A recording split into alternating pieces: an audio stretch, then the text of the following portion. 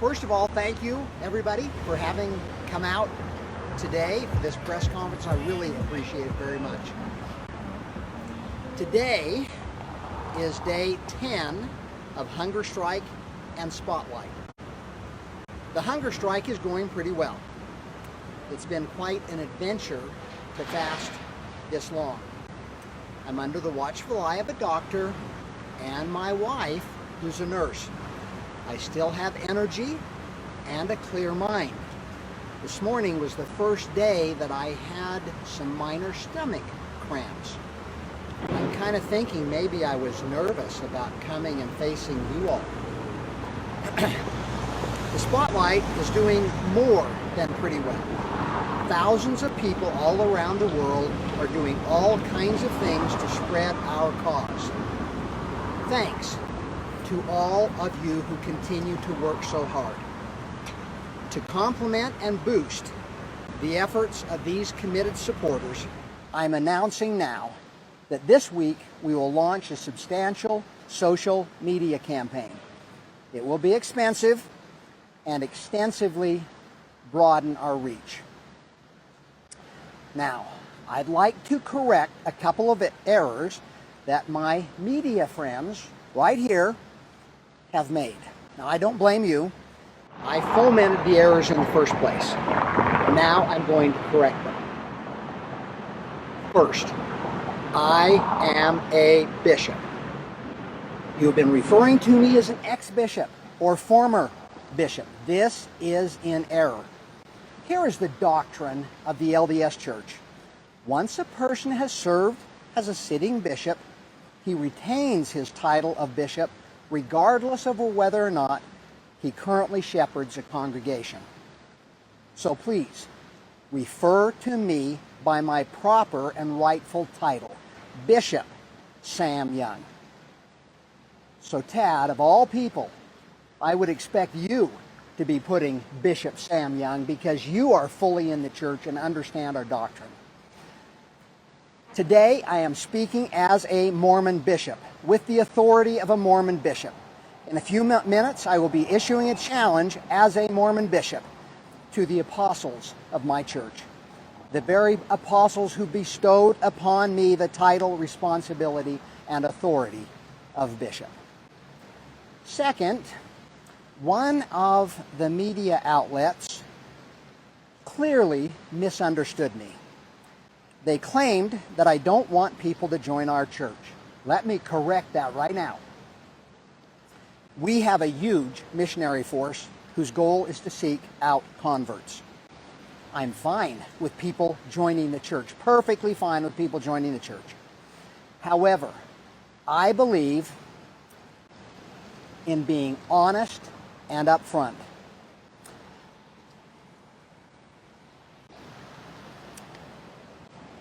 Just like this ice cream cone, the church has much that appeals.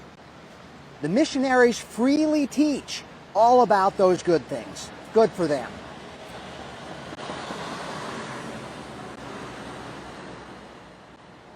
But they are leaving out one important detail. What would you do if this fine-looking ice cream cone had this stuck to it? Wouldn't you want to know this little detail before you started eating? We need to be transparent about what the kids of potential converts will confront as new members of the church. They should be fully informed before they join, not after, that their children will be taken behind closed doors and asked sexual questions, all alone with an untrained man. That's all I'm asking for. Transparency, honesty. That should be a bedrock principle of our church, not hiding our policies. If an investigator closely inspects our current interview protocol and still wants to eat the ice cream cone, I would commend the new converts for their decision. Let's just be honest and open so our friends can make fully informed decisions.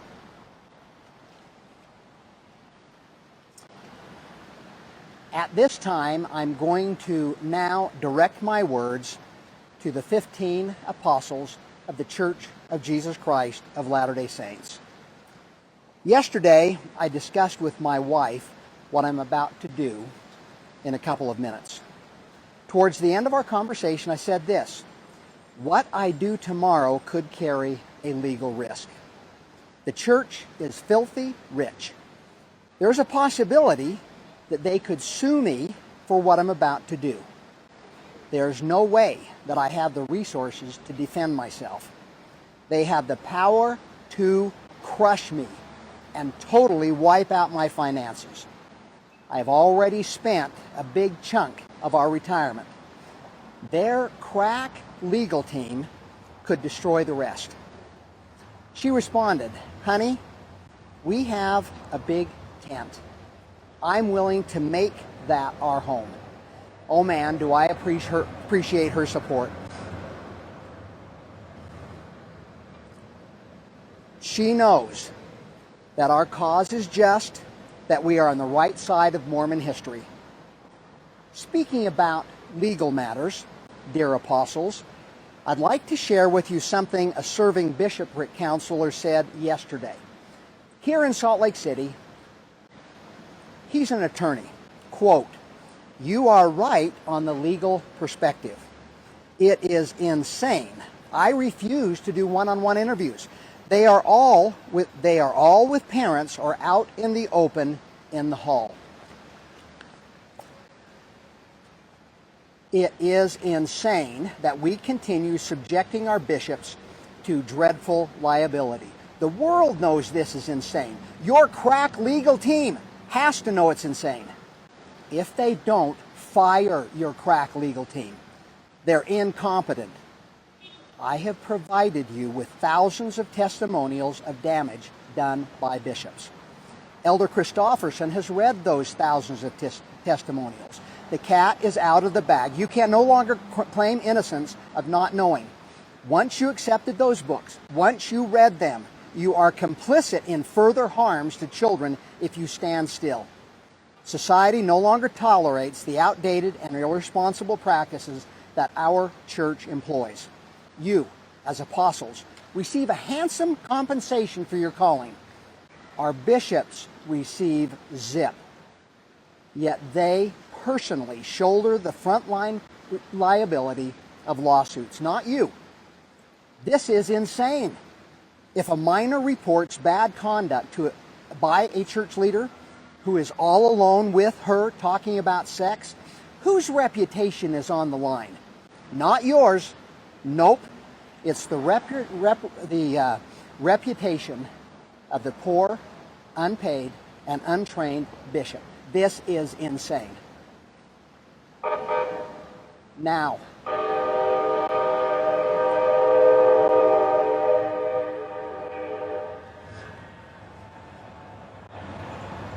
well, how nice for the train to give me a shout out.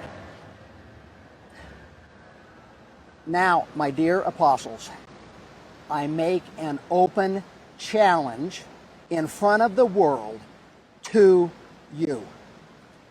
Yesterday, I released to the media a list of questions that bishops have asked in the past and are still asking today. These questions are repulsive to all society outside of our church. They should be repulsive to all members of the church too, including you, apostles. I'm not going to read them here. They are too offensive for the sensitive ears of adults. Yet bishops are allowed to pose them to our children.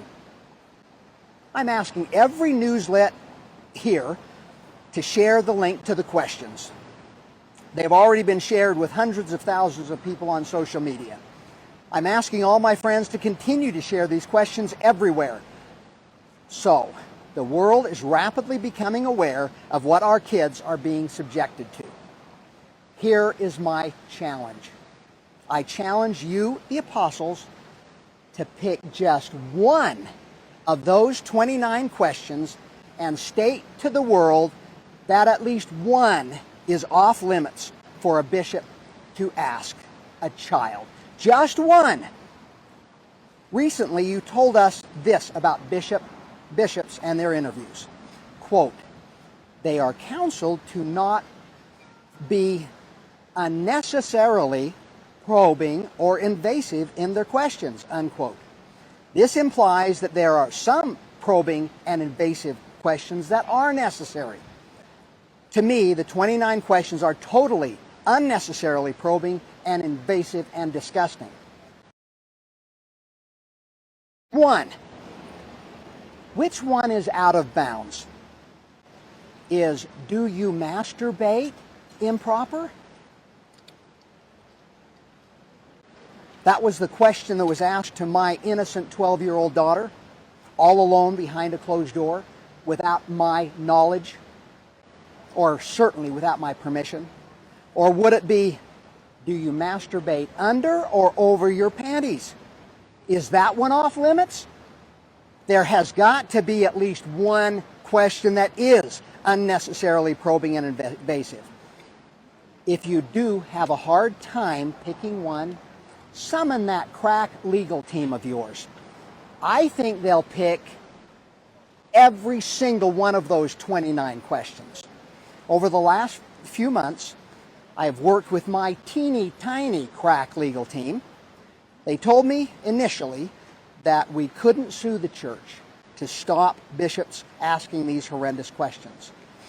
They said you would hide behind the First Amendment, in particular, free speech. Nevertheless, they eventually worked out a legal strategy. Then, the big gulp. $250,000. That was the estimated startup fee with no end of ongoing expenses. I don't have that kind of money, especially pitted against your billions. Free speech is a precious right. But I believe the civil rights of our precious children trumps your right to take a child behind closed doors and ask those disgusting 29 questions. You have no right to ask children these questions. Now, back to the challenge, dear apostles. I challenge you to pick just one of those 29 questions. One question that we can make sure is never asked to our kids again. By the way, if there is any doubt that these questions have been or are being asked, I have thousands of testimonials. 1,000 of us marched those testimonials right up to your doorstep. 4 testimonials are from my own precious children. Over the next week, this coming week, your invitation stands to come minister to those who have been so dreadfully harmed by bishop interviews. Hundreds have gathered right here at Temple Square to hear you and share their tragic stories over the past week. It has been a major disappointment that y'all have failed to show up or send any kind of representative. Here's the schedule for the coming week. Tonight, Elder Bednar. Tuesday, Elder Uchtdorf. Wednesday, Elder Holland. Thursday, Elder Ballard. Friday, President Eyring. Saturday, President Oakes. On Sunday, we are going to do something very special for President Nelson. We're calling it Invitation to the Prophet. Come heal the hurting and save our children. We anticipate hundreds upon hundreds, if not thousands, of people to be there. The venue will be moved from Temple Square to a location with adequate capacity. This event will be every bit as magical and momentous as the march. So please, President Nelson, grace us with your presence. Come heal the hurting and save our children. Thank you. Now, would anyone like to pose a question before we do an interview? Garna. That your status is still going to be bishop in the church. Can you tell us about your current status? Are you considered like an active member, or? I'm an active member in the church. I'm absolutely a member. No. Now, if I was excommunicated, I might lose my status as a bishop. But by the doctrine of the church, I am a bishop in the church. Yes. And frankly, even if I wasn't active, I still would maintain my status as a bishop in the church. Any other questions? Ready for a one-on-one? I have another question. You mentioned that some of these questions are like too probing and just unnecessary. So according to what I've learned about the church, the reason why they ask those questions is because it helps to kind of establish someone's worthiness, right? Or ability to participate in church callings. So how do you propose that kind of that be gauged, that this fundamental principle to the church, chastity, be continued without those questions? How do they do that? Have you read the questions? No. You go read the questions and then come back and ask me the question, how do we eliminate those questions and still establish worthiness? Those questions should never, ever, ever be asked. They are super shaming. There's no reason whatsoever to ask those questions, but we're asking them.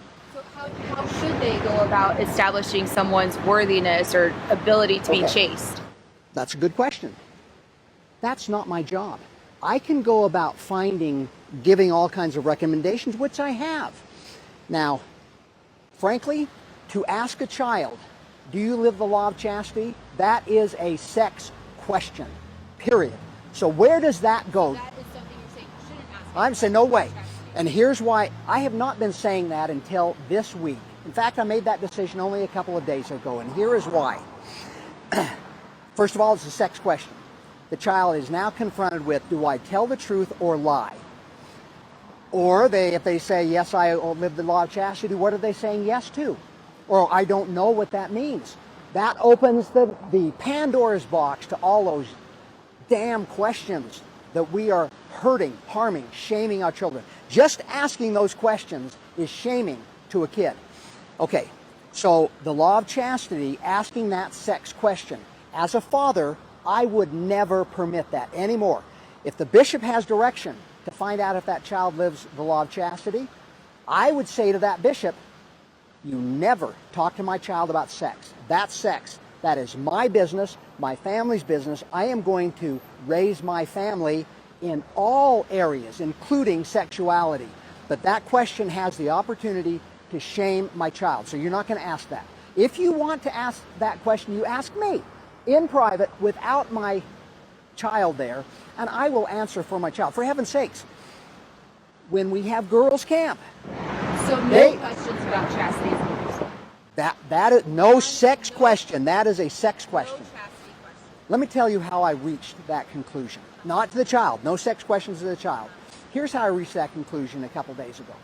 I have read thousands of stories, horrendous stories. I bawled my eyes out night after night after night reading these stories before I put it up on the website. I still do that every night. We still have stories coming in.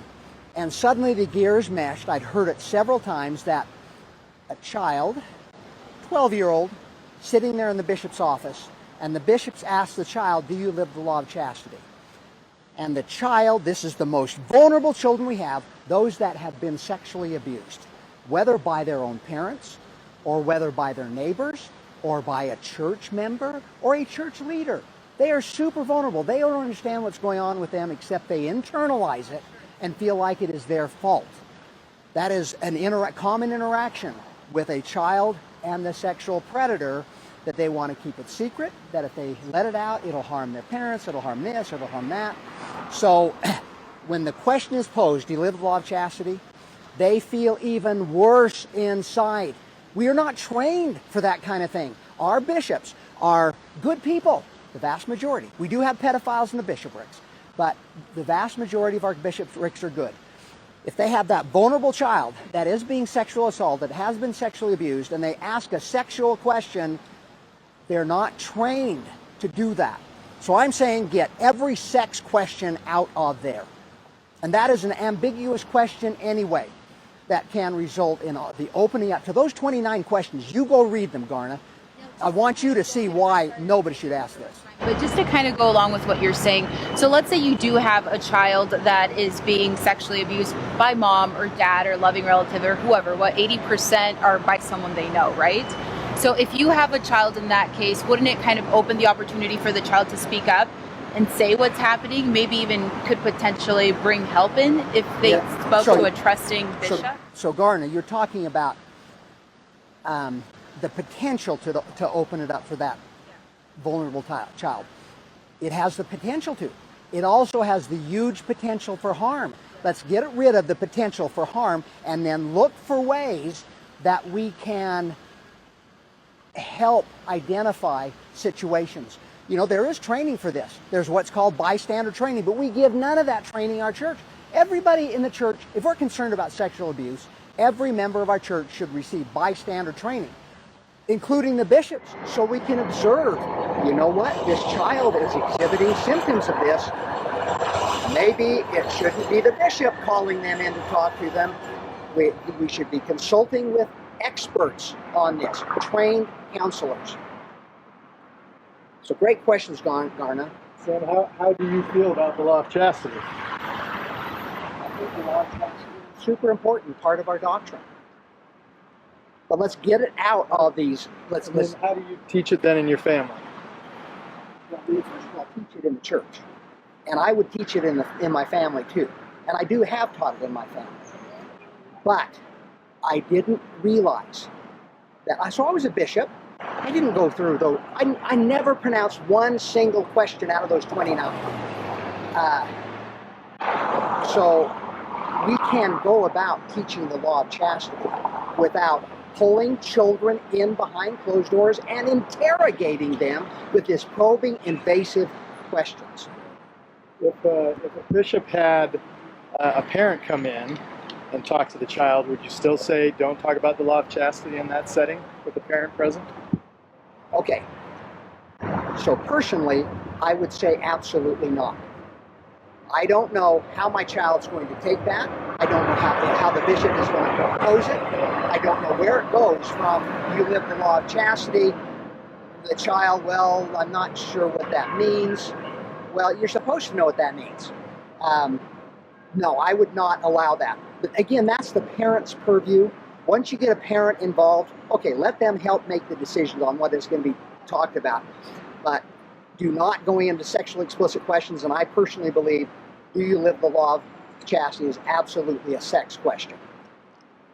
There was some data shared by a BYU professor in an op-ed in the Deseret News this week. Did you see David Dollaheight's op-ed? And he talked about how important it is across all religions to have other adults than parents who are involved in helping children build and develop their faith and feel a part of the faith community.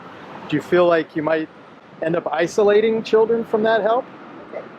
I think that is good across all religions, that it's important to have other people involved in the raising of a child. Yes, I absolutely believe that. But we are already isolated. None of those other churches permit one-on-one interviews with a child, with the adult leader, and sexually explicit questions.